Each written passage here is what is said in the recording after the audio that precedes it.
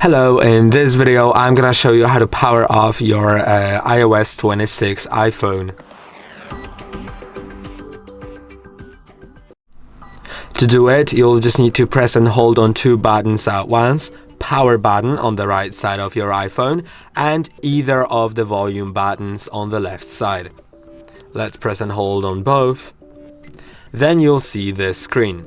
You'll have a slider at the very top. All you need to do is simply slide it, release, and wait. Up to 5 seconds to make sure your device is fully off. If you want to turn it on again, just press and hold on the power button shortly until until the Apple logo shows up, and now your device will turn on. That's all for today. Don't forget to like and subscribe, and see you in the next one.